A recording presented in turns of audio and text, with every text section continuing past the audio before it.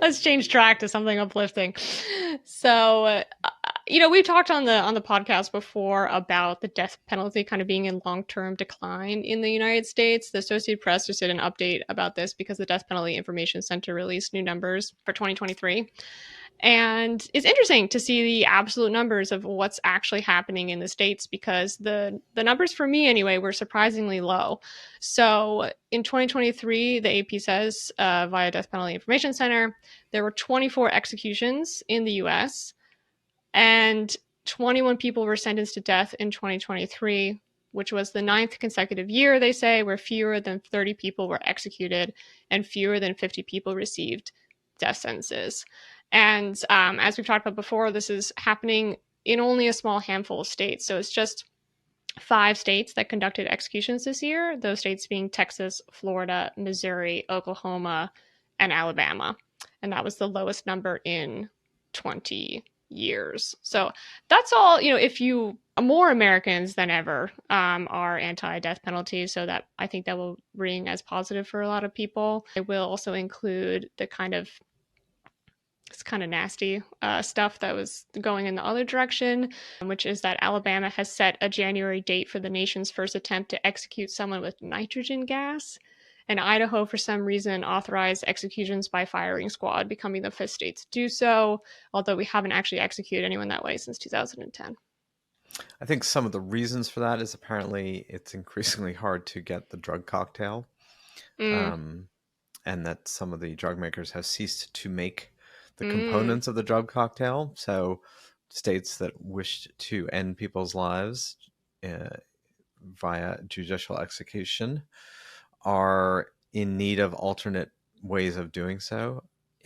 So if you're a European listening to this, and we do have quite a few listeners outside the United States, the very fact that the United States has a death penalty and executes anyone is seen as intensely retrograde and somewhat barbaric. And it is definitely true that amongst developed nations, the United States is something of an outlier in even having a death penalty that's legal at a federal level, even though, as you said, not really prevalent in most states of the union.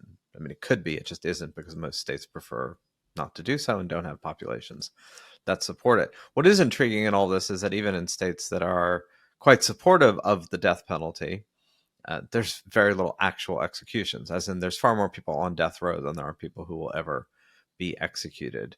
Because, there has been a beneficial, I think, effect, hard to quantify precisely, of groups like the Innocence Project, which went through old DNA samples and just the sheer number of past convictions that have been invalidated by subsequent DNA evidence that shows that eyewitness accounts have been wrong, I think has led to an awareness of, it's one thing to wrongly imprison someone who can then be set free, but if you've executed someone, it's very hard to do that.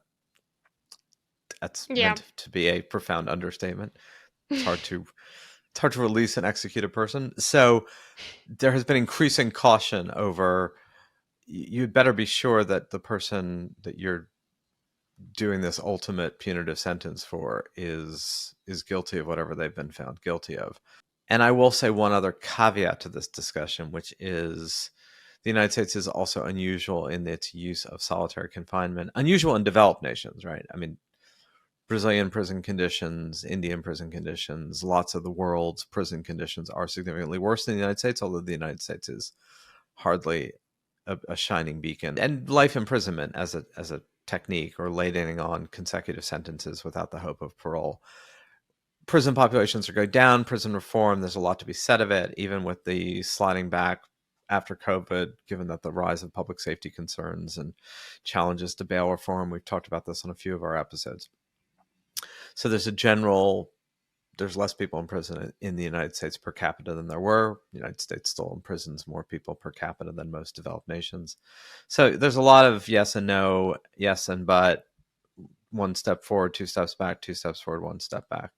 I do think the death penalty one is fascinating because, in this case, it's almost as if most states, even with the death penalty, have held to the principle of having a death penalty more than an aggressive rush to actually execute people. And again, if you're European, you're probably going, this is like discussing different ways to torture someone nicely. So I mean, I get the fact that there are people who probably object to the whole premise of this conversation, which is the very fact that you have a death penalty removes you from consideration as having made any productive changes. But we're also in the society we're in, and any movements toward a more balanced approach toward criminal justice is a good thing.